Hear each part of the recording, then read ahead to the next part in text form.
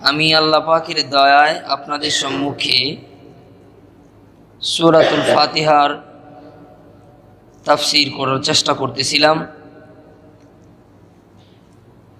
গত জুমায় মালিক ইয়াউমিদ্দিন আমি আগেই বলেছিলাম, এই ইয়াউমিদ্দিন এটার দুটি জুমা আমি কমপক্ষে আলোচনা করব। গত জুমায় প্রথম পর্ব, আজকে দ্বিতীয় পর্ব আলোচনা করছি। আমার যতটুকু মনে পড়ে, গত জুমায় আপনাদের সম্মুখে মালিক ইয়াউমিদ্দিনের যে ভয়াবহ চিত্র এবং সেই দিন আল্লাহ রাব্বুল আলামিন 5টি বিষয় হিসাব নেবেন, এর দুটি কথা আমি বলেছিলাম। একটি ছিল হচ্ছে মাল সম্পদ কিভাবে আয় করেছি এবং কিভাবে আমরা ব্যয় করেছি, এটার হিসাব দিতে হবে। আর বলেছিলাম যে 7 প্রকারের লোক আল্লাহ পাকের আরশে আজিমের নিচে ছায়া পাবে। এটা 7 প্রকার কে কে, এটা আজকে বলবো, এটা বলেছিলাম। সেই ধারাবাহিকতায় প্রথমে হাশরের ময়দানে যে চিত্রটি অনুষ্ঠিত হবে, যে পরিস্থিতির সৃষ্টি হবে, এটা আসলে কোরআনুল কারীমের, বিশেষ করে কোরআনের মৌলিক আলোচনার 3 ভাগের 1 ভাগই হচ্ছে পরকাল নিয়ে, এবং পরকালের সবচেয়ে গুরুত্বপূর্ণ পার্ট হচ্ছে হাশরের ময়দানের বিচারের দিন। এজন্য আল্লাহ রাব্বুল আলামিন সূরাতুল ফাতিহার শুরুর 3 নম্বর আয়াতের মধ্যেই বলে দিয়েছেন মালিক ইয়াউমিদ্দিন, বিচার দিবসের মালিক। মানুষ যেন প্রত্যেক দিন কমপক্ষে 5 ওয়াক্ত নামাজের প্রতি রাকাতে, নফল নামাজের, বিভিন্ন নামাজের প্রত্যেক রাকাতে রাকাতে যেন বারবার পড়ে মালিক ইয়াউমিদ্দিন, বিচার দিবসের মালিক।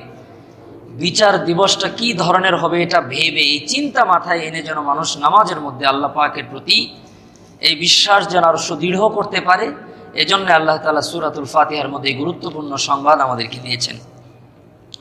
সম্মানিত হাজিরিন, হাশরের ময়দানে 3টি মুহূর্ত খুব বিপজ্জনক, 3টি সময় অতিমাত্রায় ভয়াবহ, যেই সময়ের ব্যাপারে আমি গত জুমায় আপনাদের সামনে আমি বলেছিলাম সূরা আবাসার 34 থেকে 37 নম্বর আয়াত পর্যন্ত আল্লাহ তাআলা বলেছেন, বিসমিল্লাহির রহমানির রহিম, ইয়াউমা ইয়াফিরুল মারউ মিন আখিহি ওয়া উম্মিহি ওয়া আবিহি ওয়া সাহিবাতিহি ওয়া বানিহি লিকুল্লি ইমরিইম মিনহুম ইয়াউমাইযিন শাআনুন ইউগনি। পিতামাতা সন্তানকে ভুলে যাবে, সন্তানরা পিতামাতাকে ভুলে যাবে, ভাই বোনকে ভুলে যাবে, স্বামী স্ত্রীকে ভুলে যাবে, স্ত্রী স্বামীকে ভুলে যাবে। এটা হাশরের ময়দানের পুরো সময় জুড়ে ভুলে থাকবে, ব্যাপারটা এমন না। 3টা মুহূর্তে মানুষ কেউ কাউকে চিনবে না, কোনো কিচ্ছু মনে আসবে না, শুধু নিজের কথাই মানুষ ভাববে, নাফসি নাফসি নাফসি। এমনকি সমস্ত নবী পয়গম্বররা, হাদিসের মধ্যে এসেছে, সমস্ত নবী এবং রসুলগণ ইয়া নাফসি রব্বি ইয়া নাফসি রব্বি ইয়া নাফসি, আল্লাহ আমাকে বাঁচান, আল্লাহ আমাকে বাঁচান, এই কথা সবাই বলবে 3টা মুহূর্তে। শুধুমাত্র একজন নবী, আপনার আমার পয়গম্বর মুহাম্মদুর রাসূলুল্লাহ সাল্লাল্লাহু আলাইহি সাল্লাম, আমাদের প্রিয় নবী শুধু বলবে রব্বি হাবলি উম্মতি রব্বি হাবলি উম্মতি, আল্লাহ আমার উম্মতকে বাঁচান, আল্লাহ আমার উম্মতকে বাঁচান। 3টা জায়গায়, এটা খুব গুরুত্বপূর্ণ পয়েন্ট, মনে রাখেন। কয়টা জায়গায়? 3টা। 1 নাম্বার, যখন আল্লাহ রব্বুল আলামিন বান্দার আমল নামা বান্দার হাতে দিবেন। প্রথম পর্ব, বান্দার আমল নামা বান্দার হাতে দিবেন। দ্বিতীয় পর্ব, বান্দার আমল নামার ওজন যখন করবেন। তৃতীয় পর্ব, বান্দা যখন পুলসিরাত পার হয়ে জান্নাতে যাওয়ার জন্য চেষ্টা করবে। পুলসিরাতের ভয়াবহ দৃশ্য, মিজানের পাল্লায় যখন ওজন করা হবে, আর হচ্ছে যখন আমল নামার খাতা, দপ্তর, ফাইল যখন আপনার আমার হাতে তুলে দেওয়া হবে। কারণ আল্লাহ রাব্বুল আলামিন বলেছেন, তার নবীর মাধ্যমে আমাদেরকে জানিয়ে দিয়েছেন, যারা জান্নাতি হবে তাদের আমলনামা আল্লাহ ডান হাতে দিবেন, যারা জাহান্নামী হবে তাদের আমলনামা আল্লাহ বাম হাতে দিবেন। বুঝাই যাবে, শুরুতেই বোঝা যাবে। যে কারণে আমলনামা যখন হাতে হস্তান্তর করা হবে প্রত্যেক বান্দার স্ব দফতর, এই সময়টা অত্যন্ত ভয়াবহ। হিসাবের সময় যখন আমলনামা মাপা হবে ওই সময়টা বড় ভয়াবহ, আর হচ্ছে যখন পুলসিরাত বান্দারা পার হবে ওই সময়টা বড় ভয়াবহ। তাহলে আমরা খেয়াল রাখবো, হাসরের ময়দানে কেউ কারো কাজে আসবে না। আমি প্রথমে বলেছি ইয়াউমের দিন কি? ইয়াউমের দিন বলা হয় যেদিন কোনো মানুষ কোনো মানুষের উপকারে আসবে না। এটি হচ্ছে কিয়ামত দিবস, এটাই বিচার দিবস। এই মুহূর্তটা, এই পরিস্থিতিটা সব জায়গায় না, তিনটা জায়গায় বড় ভয়াবহ। একটা হচ্ছে যখন আমলনামা হাতে দেওয়া হবে, আরেকটা হলো যখন আমলনামা মাপা হবে, আরেকটা হচ্ছে যখন পুলসিরাত পার হবে। এই তিনটা মুহূর্তের কথা মনে রাখেন।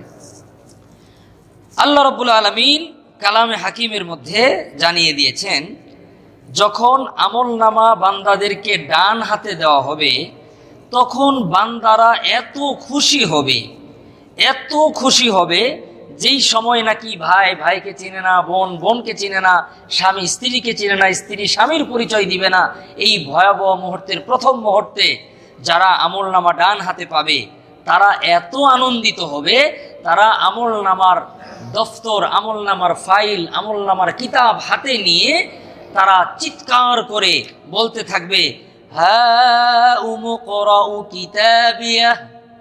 আল্লাহ কোরআনে বলেছেন, হা উমুকরাউ কিতাবিয়াহ। তারা চিৎকার দিয়ে বলবে, এই কে আছো? ভাইদেরকে খুঁজতে থাকবে, বোনদেরকে খুঁজতে থাকবে, স্ত্রীকে খুঁজতে থাকবে, বন্ধু বান্ধবদেরকে খুঁজতে থাকবে। এই দেখো দেখো, আল্লাহ তাআলা আমার আমলনামা ডান হাতে দিয়েছে, আমার কিতাবটা একটু পড়ে দেখো, আল্লাহ আমাকে ক্ষমা করে দিয়েছে, আল্লাহ আমাকে জান্নাতি ঘোষণা করেছে। একদল লোক যারা আমলনামা ডান হাতে পাবে তারা চিৎকার মেরে বলবে, হা উমুকরাউ কিতাবিয়া।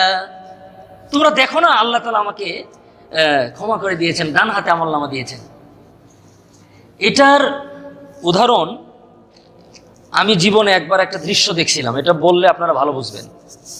আজ থেকে 5 বছর আগে আমাদের রানী বিলাসমণি স্কুলে ভর্তি হতে গেলে ভর্তি পরীক্ষাতে ভর্তি হওয়া লাগতো। তো আমার মেয়েও 6ষ্ঠ শ্রেণীতে ভর্তি পরীক্ষা দিয়েছে, আরও অনেকের বাচ্চারা দিয়েছে। তো রেজাল্ট হবে রাতের 2টা বা 3টার সময়। খুব আগ্রহ নিয়ে আমি দাঁড়ায় আছি, আমি মিম্বারে বসা, যা ঘটনা তাই বলছি। আমি উপলব্ধি করেছি যে হাসরের ময়দানে হা উমুকরাউ কিতাবিয়ার দৃশ্যটা কেমন হবে। আমার মেয়ে সেই পরীক্ষায় হয় নাই। আমরা অনেক গার্জিয়ানরা দাঁড়ানো যাচ্ছে না ওই গার্লসের যে গেটটা। হঠাৎ করে একজন মহিলা মানুষ, মহিলার সংখ্যা অনেক ছিল, বিশ্বাস করেন ওয়াল্লাহে, আল্লাহর কসম করে বললে কাফারা লাগবে না আমার, একজন মহিলা এমন আওয়াজ দিয়ে চিৎকার করতেছিল, মানে তার মেয়ের যে হয়েছে সে যে কি আনন্দ। পরে আমি শুধু তার আনন্দ দেখতেছিলাম আর এই আয়াতের ব্যাখ্যা তখন দাঁড়িয়ে দাঁড়িয়ে করতেছিলাম যে এই মহিলা 1-1.5টা বছর মেয়েকে নিয়ে কুচিঙে ঘুরেছে, রাত দিন কষ্ট করে তার মেয়ে একটা সরকারি বালিকা উচ্চ বিদ্যালয়ে টিকেছে। এজন্য একটা জোরে চিৎকার মেরে এমন একটা আনন্দ সে প্রকাশ করেছে, ওই আনন্দ ওই মহিলাই বুঝেছে, আর ওখানকার কেউ বুঝে নাই। মানুষরা হাসাহাসি করতেছিল যে এরকম করে কি মানুষ আওয়াজ করে নাকি। তখন আমার মনে হচ্ছিল যে এই জায়গায় মাত্র একটা হাই স্কুলে, বালিকা স্কুলে চান্স পেলেই যদি মা এমন করে চিৎকার মারে, কিয়ামতের ময়দানে আল্লাহ তাআলা যখন আমলনামা ডান হাতে দিবে তখন না জানি মানুষ কেমনে চিৎকার দিবে। আল্লাহ তো এই কথাই কোরআনে বলে দিয়েছেন। আল্লাহ বলেছেন, মানুষ বলবে, হা উমুকরাউ কিতাবিয়া, তোমরা আমার কিতাবটা দেখো, আল্লাহ আমার আমলনামা ডান হাতে দিয়েছেন। সম্মানিত হাজিরিন, আমি হয়তো আপনাদের বুঝাতে পারি নাই ওই সময় আমলনামা ডান হাতে পেলে কেমন মজা হবে, কেমন লাগবে। যেখানে মানুষ কেউ কাউকে চিনছে না, কেউ কারো পরিচয় দেয় না, ওই সময় মানুষকে ডাকবে, একটু দেখো আল্লাহ আমার আমলনামা ডান হাতে দিয়েছেন। সম্মানিত হাজিরিন, এরপরে যারা আমলনামা বাম হাতে পাবে, আমি আগেই বলেছি 3টা মুহূর্ত খুব ভয়াবহ। একটা হলো আমলনামা দেওয়ার সময়। আমলনামা দেওয়ার সময় প্রথম বললাম যারা ডান হাতে পাবে তারা তো ডান হাতে পেয়ে চিৎকার মারবে, লাফাইতে থাকবে, লুক খুঁজতে থাকবে যে ভাই দেখো না, দেখো দেখো আল্লাহ আমাকে আমলনামা ডান হাতে দিয়েছেন। আর ডান হাতে আমলনামা পাওয়া মানেই আল্লাহ তাকে জান্নাত দিয়ে দিবেন। আর বাম হাতে আমলনামা কেউ নিতে চাবে না। এজন্য আল্লাহ রাব্বুল আলামিন ওই ইয়াউমিদ্দিন, মালিক ইয়াউমিদ্দিন, এই ইয়াউমিদ্দিনে আমলনামা বাম হাতে দেওয়ার আগে আল্লাহ রাব্বুল আলামিন তাদেরকে একজন একজন করে জিজ্ঞেস করবেন, তুমি সুদ খেয়েছো, তুমি ঘুষ খেয়েছো, তুমি নামাজ পড়নি, তুমি বেনামাজি ছিলে, তুমি বেপর্দা ছিলে, তুমি হারাম খেয়েছো, মদ পান করেছো, মিথ্যা কথা বলেছো, গীবত চুগলখুরি করেছো, এই এই অপরাধ একটা একটা করে অন্যের ভূমি দখল করেছো, যত রকমের অপরাধ আছে একটি একটি করে তার সামনে বলা হবে।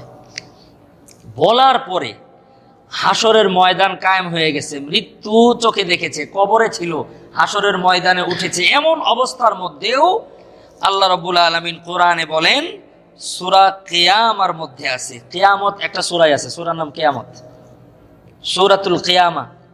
একটা সূরা আছে সূরাতুল হাসর, হাসরের ময়দান। আল্লাহ তাআলা স্বতন্ত্র কিয়ামা, হাসর আলাদা আলাদা সূরা নাজিল করেছেন।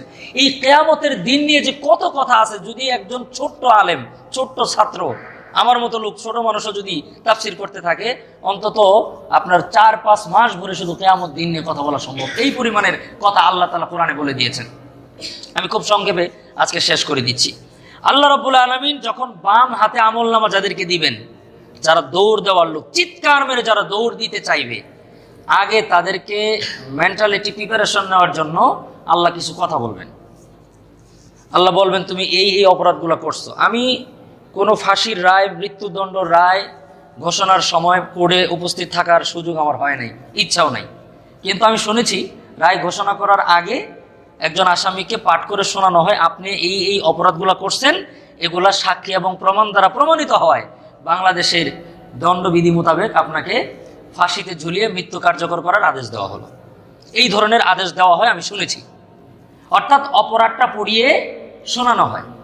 আর যিনি জামিন পেয়ে গেছেন, ওনার অভিযোগ মিথ্যা প্রমাণিত হয়, তাকে বেকসুর খালাস করা হলো, কথা কম আমলনামা দিয়ে দিয়েছেন। যাদেরকে জাহান্নামে দেওয়া হবেন তাদের সাথে কিছু কথা বলার প্রয়োজন আছে। আল্লাহ তাআলা তাদেরকে কিছু কথা জিজ্ঞেস করবেন যে এই এই কাজগুলো তোমরা কেন করছিলা। দেখেন, যারা দুনিয়াতে অপরাধী, আল্লাহর সামনে, যদিও আল্লাহকে দেখতে পাচ্ছে না, আল্লাহর সামনে উপস্থিত হাসরের ময়দানে তারা মিথ্যা কথা বলে অস্বীকার করবে যে আমরা এই অপরাধগুলো করি নাই। নাউজুবিল্লাহ বলে। এই লোকগুলা যারা বেনামাজি, যারা হারামখোর, যারা আল্লাহর হুকুম মানে না, এরা কোনো দিন ভালো মানুষ হতে পারে না। আমি একটু পরে বলবো, ক্লিয়ার করবো বিষয়টা।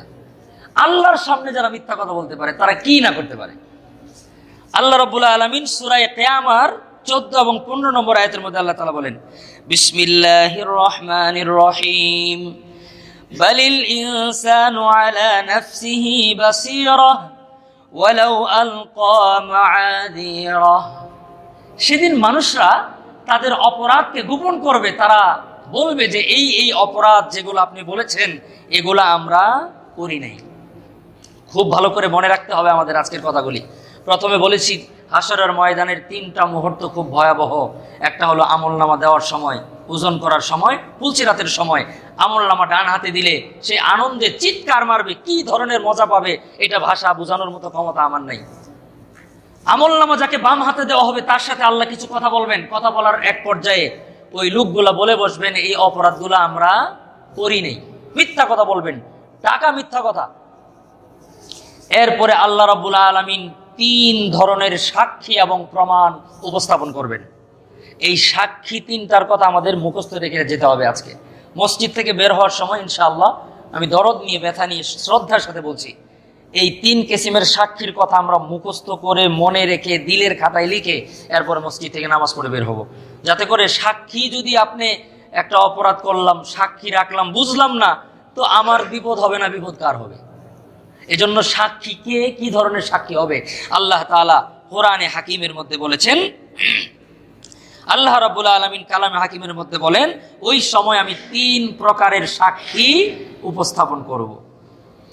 1 নাম্বার, আল্লাহ রাব্বুল আলামিন সেদিন জমিনকে, যেই জমিনের মধ্যে বসে, যেই ঘরের মধ্যে বসে, যেই কার্যালয়ে বসে, যেই বাড়িতে বসে, যেই ভবনে বসে, যেই গুহার মধ্যে বসে, যেখানেই বসে সেই কার্যটি সংগঠিত করা হয়েছে, ওই জমিন, ওই ওয়াল, ওই দেওয়াল, ওই গ্লাস, ওই এসি, ওই রুমের জিনিসগুলো, ওই রুমের ফ্লোর আপনার আমার জন্য সাক্ষী দিবেন।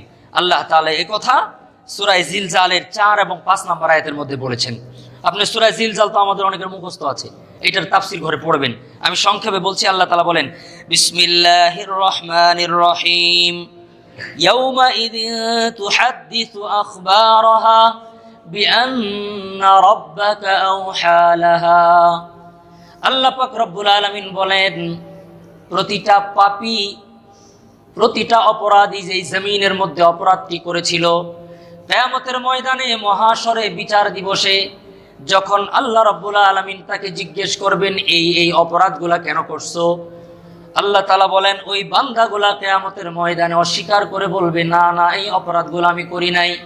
আল্লাহ পাক বলেন, নবী গো, আপনার উম্মতকে জানায় দেন, আমি আল্লাহ অস্বীকার যারা করবে তাদের জন্য 3 ধরনের সাক্ষী উপস্থাপন করব।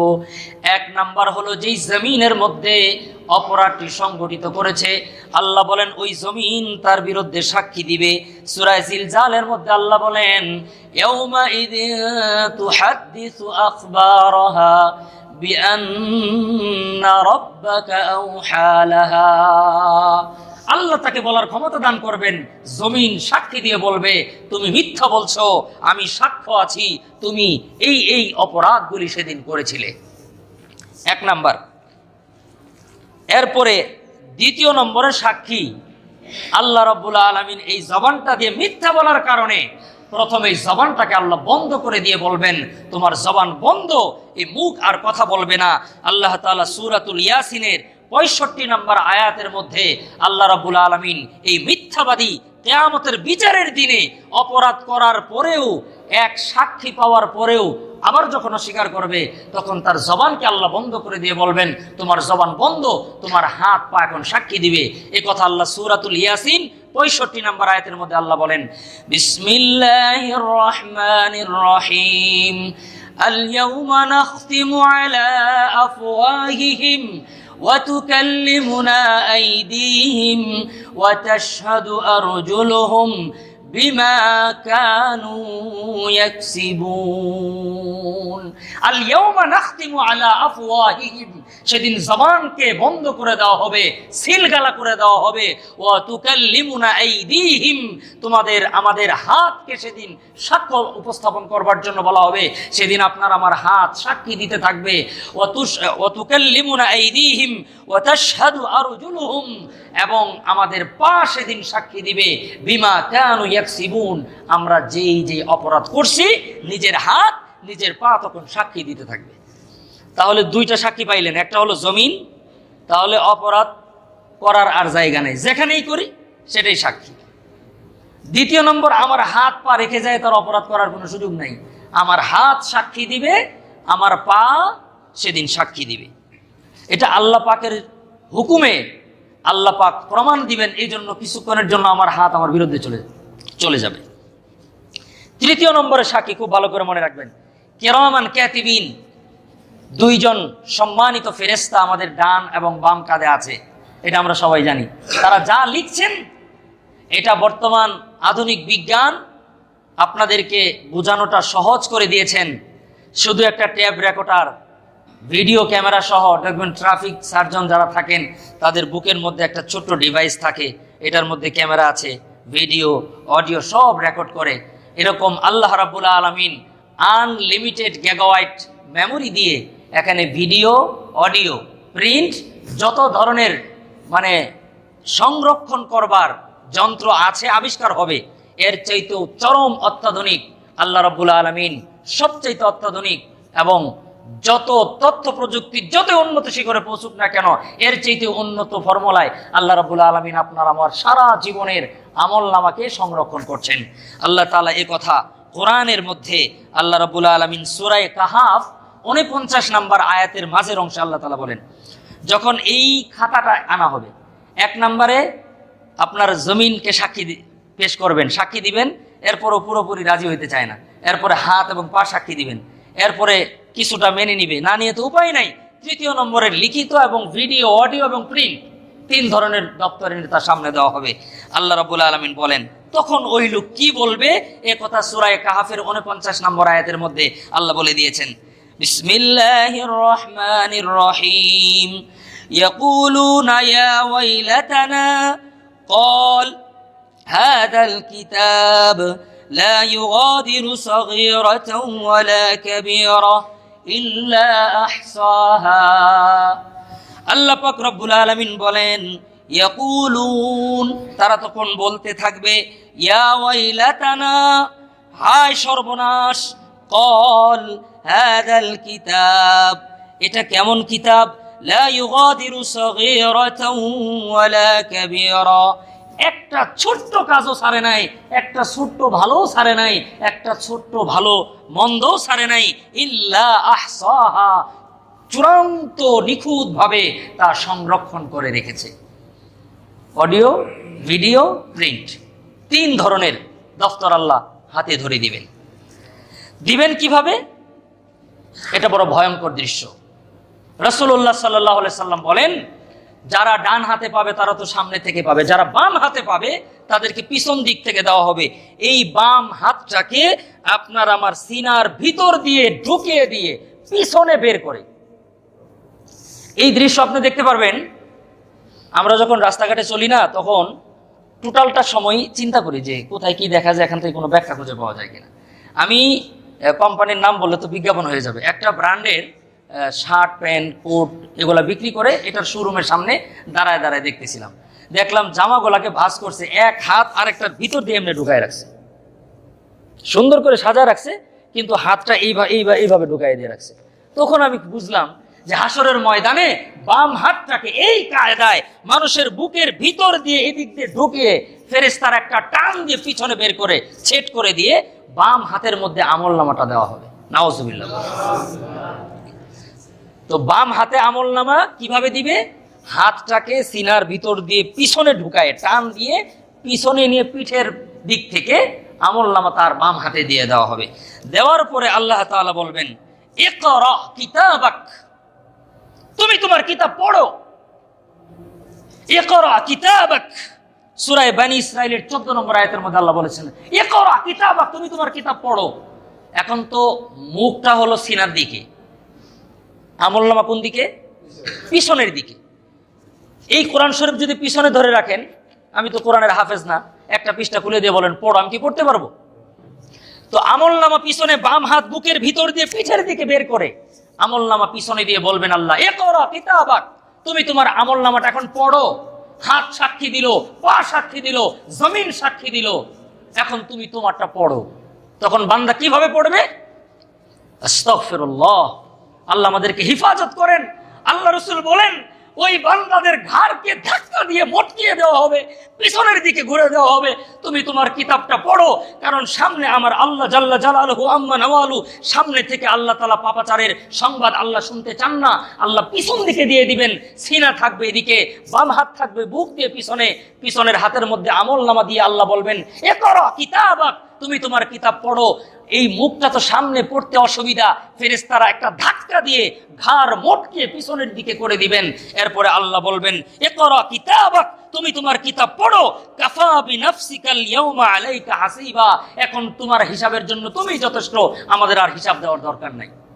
নাউজুবিল্লাহ।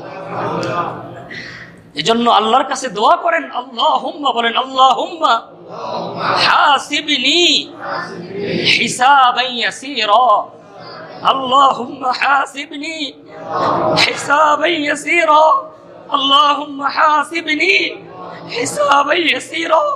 যদি আল্লাহ আমাদেরকে হিসাব নেন, আমরা কেউ সেদিন আল্লাহর সামনে হিসাব দিতে পারবো না।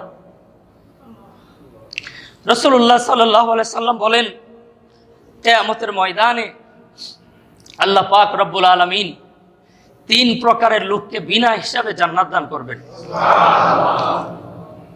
আল্লাহ আমাদেরকে যেন এই 3 কিসিমের যে কোনো একটা কিসিমের মধ্যে আল্লাহ যেন ঢুকাইয়া দেয়, বলেন আমিন। 1 নাম্বার, আল্লাহ তাআলা সমস্ত নবীদেরকে বিনা হিসাবে জান্নাত দান করবেন। 2 নাম্বার, ওই সমস্ত লোক যারা জীবনে কোনো গুনাহ করে নাই আল্লাহ তাদেরকেও বিনা হিসাবে জান্নাত দান করবে। তৃতীয় নম্বর, ওই প্রকারের লোক যারা গুনাহ করেছিল কিন্তু আল্লাহ রাব্বুল আলামিনের কাছ থেকে দুনিয়াতে থাকতেই সমস্ত গুনাহকে মাফ করে নিয়ে গেছে, আল্লাহ তাদেরকেও বিনা হিসাবে জান্নাত দান করবে। এজন্য আল্লাহ রাসূল বলেন, ক্বালান নবিয়্যু সাল্লাল্লাহু তাআলা আলাইহি ওয়াসাল্লাম, আত-তাইবু মিনাজ যামবি কামান লা যামবা লা, আও কামা ক্বালান নবিয়্যু সাল্লাল্লাহু আলাইহি ওয়াসাল্লাম, একজন গুনাহগার তওবাকারী ব্যক্তি গুনাহ যতই বড় হোক না কেন আল্লাহ তাআলার কাছ থেকে যদি খাঁটি দিলে তওবা করে ক্ষমা নিয়ে যায়, কিয়ামতের ময়দানে রব্বুল আলামিন সে কেমন যেন কোনো গুনাহ করে নাই বলে বিনা হিসাবে আল্লাহর জান্নাত দিয়ে দিবেন। রাসূলুল্লাহ সাল্লাল্লাহু আলাইহি ওয়াসাল্লাম একদিন বলতেছিলেন যে আল্লাহ তাআলা আমার উম্মতের ৭০,০০০কে বিনা হিসাবে জান্নাত দান করবেন। তো হযরত ওমর বললেন, নবী গো, মাত্র ৭০,০০০, এটা আর একটু বাড়ায় চাইতে পারলেন না? তখন রাসূল বলেন, হ্যাঁ বাড়ায় চাইছিলাম, আল্লাহকে বলেছিলাম, আল্লাহ আমার উম্মতকে আর একটু বাড়ায় দেওয়া যায় না? তখন আল্লাহ তাআলা বললেন, আরো ৭০,০০০ গুণ বাড়ায় দিলাম, মানে ৭০,০০০ ইন্টু ৭০,০০০। রাসূলুল্লাহ সাল্লাল্লাহু আলাইহি ওয়াসাল্লাম আবার বললেন, আল্লাহ আমার উম্মতের বিনা হিসাবে যারা জান্নাতে যাবে এই সংখ্যাটা আরেকটু বাড়িয়ে দেওয়া যায় না? আল্লাহ বলেন, আরেক গুণ বাড়ায় দিলাম। সুবহানাল্লাহ, ৭০,০০০ ইন্টু ৭০,০০০ ইন্টু ৭০,০০০। সুবহানাল্লাহ। মুআজ্জাজ হাজিরিন, আল্লাহ যেন কিয়ামতের দিন আমাদেরকে বিনা হিসাবের জান্নাত দান করেন, বলুন আমিন। তো এই তিন ধরনের সাক্ষী তিনটা মনে থাকবে আমাদের। এক নম্বর জমিন, দ্বিতীয় নম্বর আপনার আমার অঙ্গ প্রত্যঙ্গ সাক্ষী দিবেন, তৃতীয় নম্বর কি বললাম, কিরামান কাতিবিনের দফতর আপনার আমার বিরুদ্ধে সাক্ষী দিবেন। এই তিন ধরনের সাক্ষী যারা আমলনামা বাম হাতে পাবে তাদের বিরুদ্ধে, যারা ডান হাতে পাবে আল্লাহ তো তাদেরকে ক্ষমাই করে দিবেন। আল্লাহ রাব্বুল আলামিন কালামে হাকিমের সূরা ফাতিহার ৩য় নম্বর আয়াতের মধ্যে এই দিনের কথাই বলেছেন যে মালিকি ইয়াউমিদ্দিন, তিনি বিচার দিবসের মালিক। সম্মানিত হাজিরিন, ওজনটা কিভাবে হবে এটা একটু মনে রাখেন। আল্লাহ বলেছেন হিসাবের দিন, হিসাবটা হবে ওজনের মাধ্যমে।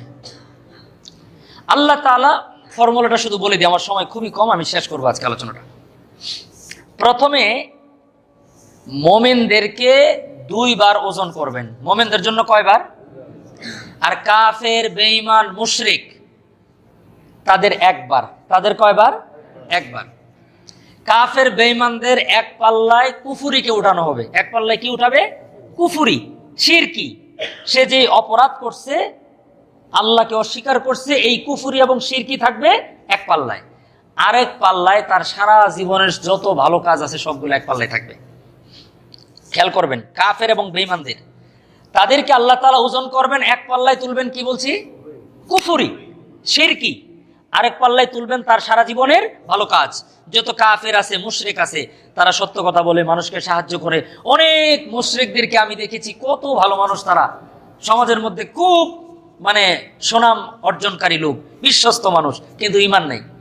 তো এক পাল্লায় থাকবে বেঈমানি, আরেক পাল্লায় তার সারা জীবনের সকল ভালো কাজ। বেঈমানির পাল্লা এত ভারী হবে, এটার উদাহরণ আমি যদি বলি, মনে করেন আপনার 1000 টনের একটা পাথর এক পাশে, এটা খুব কম বললাম আমি। আরেক পাশে আপনার কয়েক বস্তা ককশিট তো বুঝি আমরা, ইলেকট্রনিক্সের পণ্যকে হেফাজত করার জন্য এক ধরনের ফোম জাতীয় সাদা জিনিস দিয়ে এটাকে হেফাজত করা হয়, ওটাকে ককশিট বলে, অথবা তুলা বা ফোম। তাহলে এই তুলা, ফোম আপনি যতই উঁচা করেন, ওই পাশে যদি বিশাল বড় পাথর থাকে, তাহলে ওই পাথরের তুলনায় এটা কিছুই না। তো পাপাচার শিরকিটা এমন যে এটার পাল্লার কাছে যতই ভালো জিনিস দেওয়া হোক, ওইটার পাল্লা একেবারেই নগণ্য এবং হালকা হবে। কুফরি এবং শিরকির পাল্লা ভারী হওয়ার কারণে তারা সকলে জাহান্নামে যাবে, নাউযুবিল্লাহ। তাহলে কাফের, বেঈমান, মুশরিকদের ওজন হবে কয়বার? একবার। এক পাল্লায় থাকবে কুফরি, আরেক পাল্লায় থাকবে সারা জীবনের ভালো জিনিস। আর কুফরির পাল্লাই সবচাইতে ভারী। কুফরি এত জঘন্য অপরাধ, এটার ওজন এত ভারী, এটার বিপরীতে যতই ভালো কাজ দেওয়া হোক সেটা খুবই নগণ্য এবং সাধারণ বলে গণ্য হবে। এটাই আল্লাহ পাকের সিদ্ধান্ত। মুমিন এবং ইমানদার বান্দাদের আমলনামা দুইবার মাপা হবে। আমি মাপার পদ্ধতিটা খুব ভালো করে বলে দিচ্ছি। এই দুইটা কথা অনেকগুলা হাদিস, কোরআনের আয়াত বুঝে এরপর বের করা হয়। মুমিন বান্দাদের প্রথমে এক পাল্লায় তোলা হবে ঈমান, সুবহানাল্লাহ। এক পাল্লায় কি তোলা হবে? ঈমান। আরেক পাল্লায় তোলা হবে তার গুনাহসমূহ। আরেক পাল্লায় কি বললাম? গুনাহ। এক পাল্লায় ঈমান, লা ইলাহা ইল্লাল্লাহু মুহাম্মাদুর রাসূলুল্লাহ। এটার ওজন এত ভারী, এত ভারী, রাসূল বলেন 7 তবক আসমান জমিনকে যদি এক পাল্লায় রাখা হয়, আরেক পাল্লায় যদি লা ইলাহা ইল্লাল্লাহ রাখা হয়, আমার পয়গম্বর জীবনে কখনো মিথ্যা কথা বলেন নাই।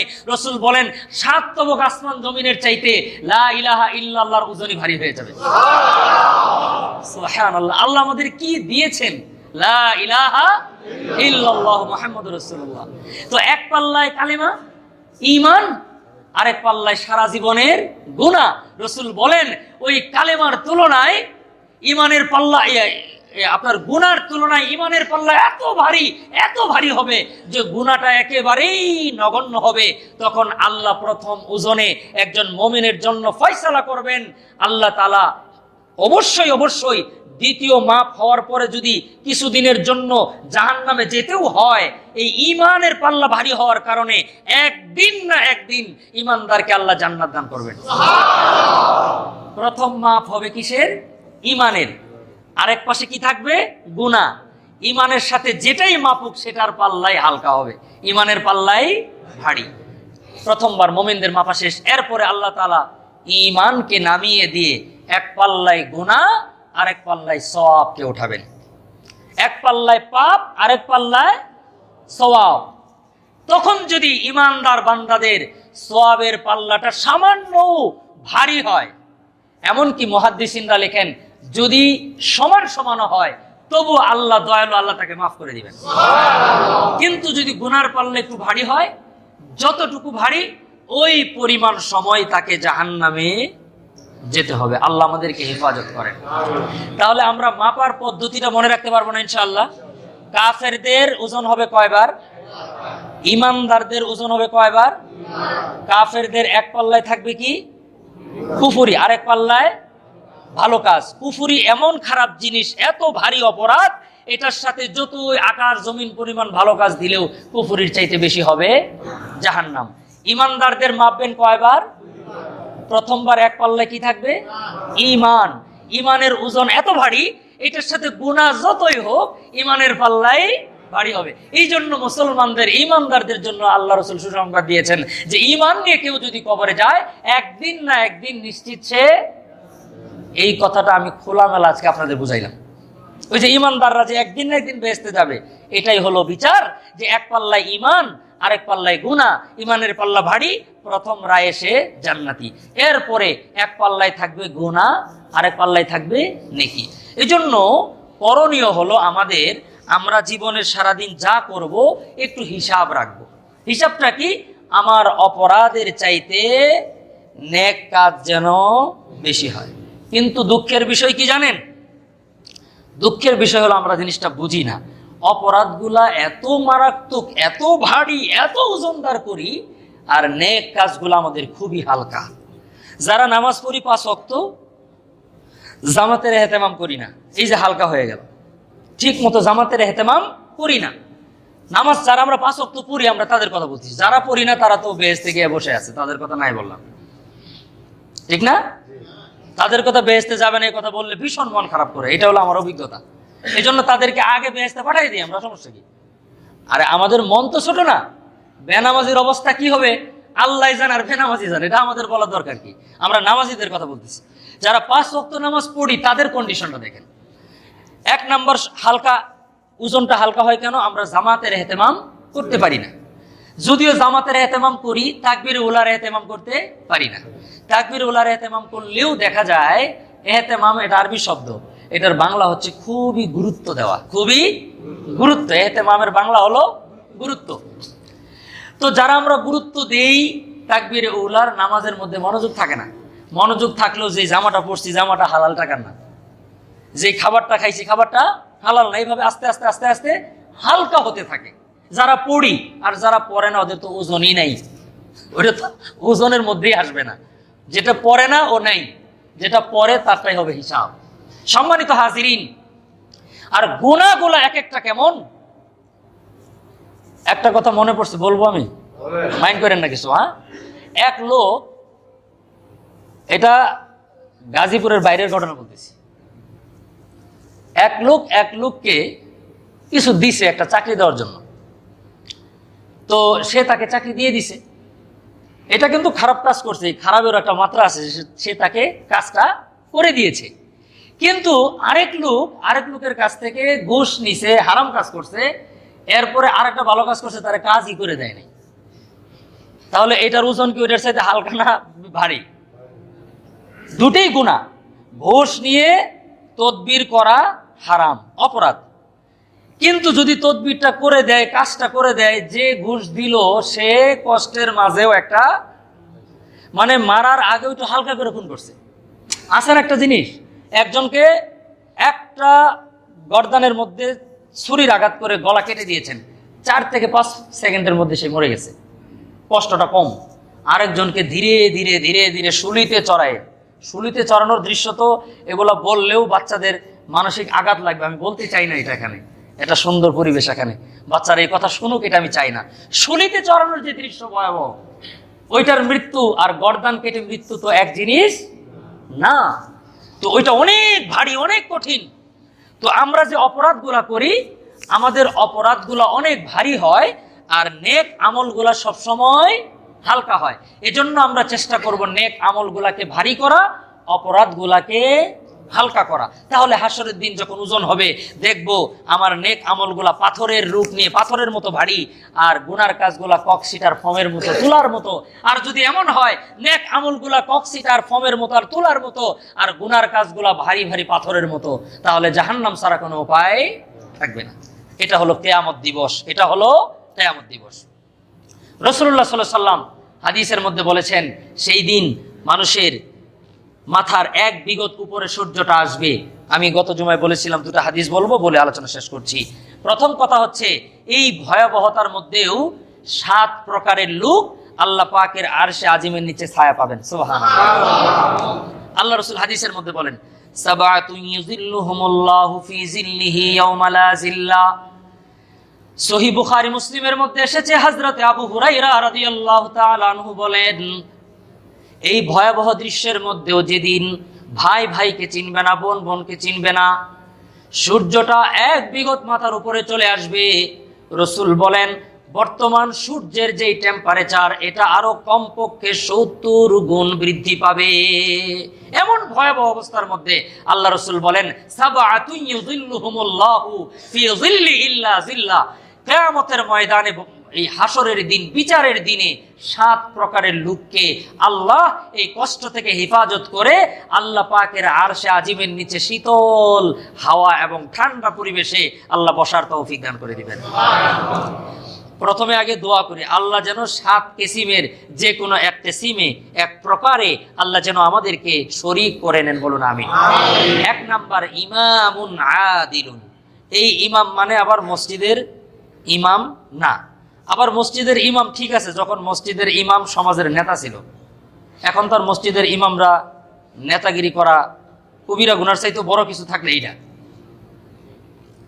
যাই হোক, সেদিকে আমি যাই না। এই জন্য বললাম, এই ইমাম সেই ইমাম না। এই ইমাম ওই ইমাম যে ইমাম 1450 বছর আগে ছিল, যে ইমাম 1450 বছর আগে ছিল। এখন এই ইমাম তাহলে কোন ইমাম? এখন আপনারা যদি কোন যে এই ইমাম আমরা মসজিদের মধ্যে যেটা আছে এটাকেই রাখি, বাইরের ইমাম ওইটা এই নেওয়ার দরকার নেই, তাহলে ছায়া আপনারা পাবেন না, ছায়া আপনারা পাবেন না। আমরা চাই আপনারা ছায়া পান।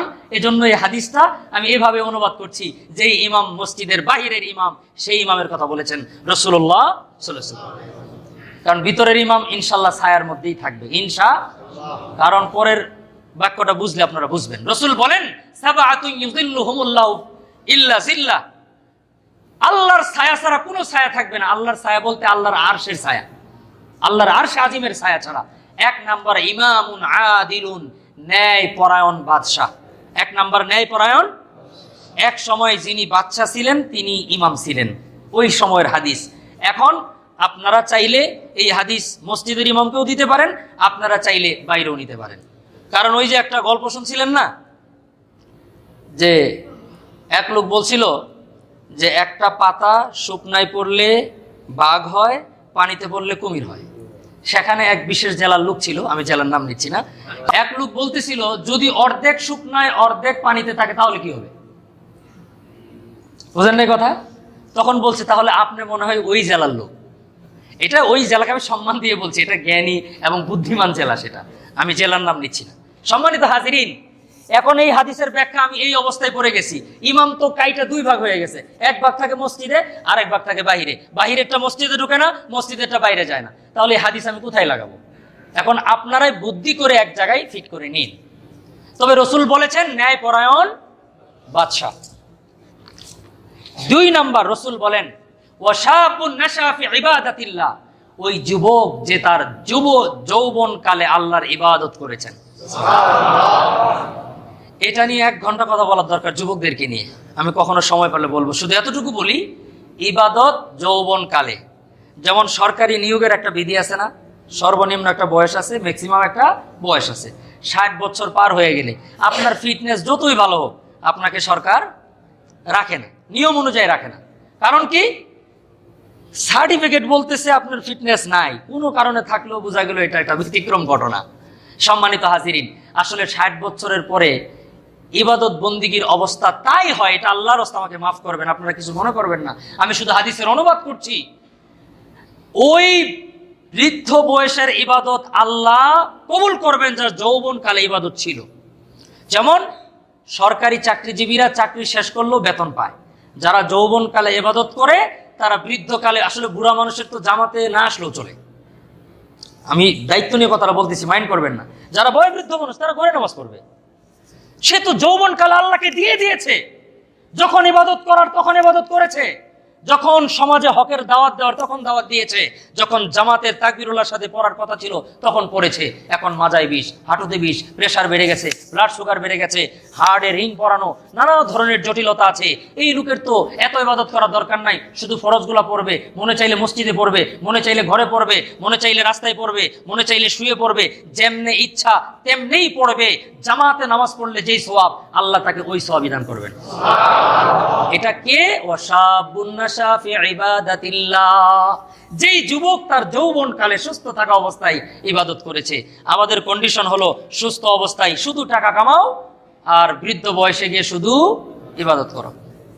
এরপরে রাসূলুল্লাহ সাল্লাল্লাহু আলাইহি ওয়াসাল্লাম বলেন 2 নম্বর গেল শাবুন নাশা ফি ইবাদাতিল্লাহ ওয়া রাজুলুন কলবুহু মুআল্লাকুন ফিল মসজিদ ইদা খারাজা মিনহু হাত্তা ইয়াউদা ইলাইহি, ওই লোক যে মসজিদ থেকে যাওয়ার পরে তার হৃদয়টা মসজিদেই ঝোলানো থাকে, আবার কখন আজান হবে একটু পর পর আপনার ঘড়ি দেখে।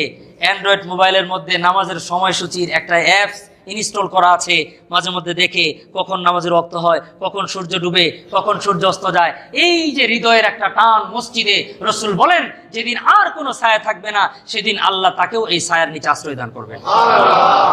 কয়টা গেল? 1 নম্বর বলছি ন্যায় পরায়ণ বাদশা, 2 নম্বর ওই যুবক যে যৌবনকালে আল্লাহর ইবাদত করেছে, 3 নম্বর হলো যে তার হৃদয়কে মসজিদে ঝুলিয়ে রাখে। 4 নম্বর রাসূল বলেন ওই ব্যক্তি যার একজন আরেকজনের সাথে একত্র হয়, ওয়ারাজুলানে তাহাব্বা ফিল্লাহি ইজতামা আলাইহি ওয়া তাফাররাকা আলাইহি, 2 জন লোক একত্র হয় এই জন্য শুধুমাত্র আল্লাহকে ভালোবাসে, আল্লাহর জন্য তাকে মহব্বত করে। এটা দেখবেন দাওয়াত ও তাবলীগের মধ্যে আছে, ওলামা একরামদের মধ্যে আছে। দাওয়াত ও তাবলীগের সাথীরা একজন আরেকজনের সাথে দেখা করে, কথা বলে, তার বাড়িতে গিয়ে দাঁড়ায় থাকে। দুনিয়ার কোনো চাওয়া পাওয়া নাই, উদ্দেশ্য একটাই, গাছতে গেছিল কিনা, তালিম হয়েছে কিনা, 3 দিনের জামাত কবে যাবে, এই একটা ফিকির আর ধান্দা নিয়ে একজন আরেকজনের পিছনে টুটু টুটু করে ঘুরতে থাকে। আল্লাহ রাসূল বলছেন এই টুটু কোম্পানির ম্যানেজার যারা, কার? আল্লাহর কোম্পানির। কোন কোম্পানির? আল্লাহর কোম্পানির। একজন আরেকজনের পিছে পিছে ঘুরে খোঁজ নিয়ে দেখেন, চিন্তা করতেছে অমক সাথীর জামাতে চলে গেছে, তার বাড়িতে একটু নুসরত করার দরকার, এই একটা ফিকিরের মধ্যেই থাকে। আল্লাহ রসুল বলেন একজন আরেকজনকে আল্লাহর জন্য মহাব্বত করে, এই দুই প্রকারের ব্যক্তিরাও আল্লাহর আরশে আজিমের নিচে ছায়া পাবে। এরপর রসুল বলেন ওয়ারাজুলুন দাআতহু ইমরাআতিন যাত হাসাবিন ওয়া জামালিন ফাকালা ইন্নী আখাফুল্লাহ। একজন সুশ্রী সুন্দরী নারী এক যুবককে অন্যায় কাজের জন্য প্রপোজ করলো, সে বলল আমি আল্লাহকে ভয় করি। আল্লাহ বলেন ওই লোকটাকেও আল্লাহ পাকের আরশে আজিমের নিচে ছায়া দিবে। কয়টা গেল? 5টা। 6 নাম্বার রসুল বলেন যে ব্যক্তি গোপনে দান করে। কেমনে দান করে? কিন্তু এখন এই হাদিসে একটু সমস্যা হয়ে গেছে। সমস্যা মানে ব্যাখ্যায় সমস্যা আর কি। এখন যেই দানের সিস্টেম চালু হয়ে গেছে, এই সিস্টেমে এখন প্রকাশ্যেই দান করা দরকার। কারণ দান গ্রহীতাদের মধ্যে হাজার রকমের প্রবলেম আছে। আপনি দান এই নিয়তে প্রকাশ্যে করবেন, নিয়তটা ভালো করে নেন। সেটা কি? যে আল্লাহ আমি যে 50,000 টাকা অমক মাদ্রাসায় অমক মসজিদের জন্য আমি দিলাম, এই টাকাটা যেন প্রপারলি ইউজ হয়, এই জন্য আমি এটাকে একটু প্রকাশ করেই করতে চাচ্ছি, যেন মিস ইউজ না হয়। এই নিয়তে আপনি প্রকাশ করবেন, এক। দ্বিতীয় নম্বর, যাকে দিবেন তাকে বলবেন একটা রিসিট দেন, একটা মোবাইল নম্বর রাখবেন। আমি একদিন নবীনগরে বাসের মধ্যে এক লোক এসে বলতেছে যে কিছু কোরআন শরীফ কেনার জন্য টাকা লাগবে। তখন আমি আগে যে মসজিদে ছিলাম ওই মসজিদে অনেক কোরআন শরীফ জমে আছে, আমি এগুলো দিতে পারি না কাউকে, কারণ বিক্রি করা যায় না। মসজিদের জন্য দিয়েছেন, আমি বেচতে পারতেছি না, তো অন্যজনকে পড়ার জন্য দেওয়া যাবে। আমি তাকে বললাম ভাই আমার কাছে অনেকগুলো কোরআন আছে, আমি 300 কোরআন শরীফ আপনাকে দিব, আমার মোবাইল নম্বর দিচ্ছি, আপনার মোবাইল নম্বর দেন, আপনি আমার সাথে যোগাযোগ করেন, আমি কালকে কোরআন দিব। এই যে আজকে 5-7 বছর পার হয়ে গেছে, আর যোগাযোগ করেন। এজন্য আমি অনুরোধ করব, গোপনে দান করার কথা রসুল বলেছেন যেমন ঠিক, নিরাপত্তার কথা রসুল আরো বেশি বলেছেন। আপনি যদি এই টাকাটাকে মিস ইউজ করার সুযোগ করে দেন, আপনি সওয়াব পাবেন না, উনি গুনাহগার হবে, আরো কত জায়গায় অসুবিধার সৃষ্টি হবে। কিন্তু আপনি যদি নিজের নিয়তটাকে ঠিক রেখে জায়গাগুলোকে চেক দিয়ে আপনি দান করেন, এতে করে আপনিও সওয়াব পাবেন, উনিও বাঁচলো, মাদ্রাসার উপকার হলো, মসজিদের উপকার হলো। আল্লাহ আমাদের বুঝার তৌফিক দান করেন। আবার ভুল বুঝছেন না, আমি কিন্তু হাদিসের উল্টাটা বলি নাই। দান যেখানে গোপনে সেখানে গোপনে, যেখানে প্রকাশ্যে সেখানে প্রকাশ্যে। গোপন করবেন কই এটাও বলে দিই। আপনার আপন ফুফু, খালা, চাস্তো নানি, মামা, চাচারা, গরিব মানুষ, আত্মীয় স্বজনের মধ্যে ওইটা 100% গোপন করেন, কোনো সমস্যা নাই। মায়ের যাওয়ার কোনো সম্ভাবনা? এটা কি মায়ের যাওয়ার কোনো কারণ আছে? আপনার মামা তো ভাই একটা গরিব মানুষ, ওরা 1 লাখ টাকা পাঠিয়ে দিলেন, এটা কোনোদিন কারো কাছে পাবেন না, এটার সব বাড়তেই থাকবে। এটা হলো গোপন করার হাদিস, আর ওইটা হলো প্রকাশ করার হাদিস। শেষ। আর কয়টা বাকি থাকলো? একটা। রসুল বলেন যে ব্যক্তি গোপনে আল্লাহর ভয়ে ক্রন্দন করতে পারে, আল্লাহ তাকে আরশে আজিমের নিচে ছায়া দিবে। ওয়া আখির দাওয়ানা আনিল হামদুলিল্লাহি রাব্বিল আলামিন।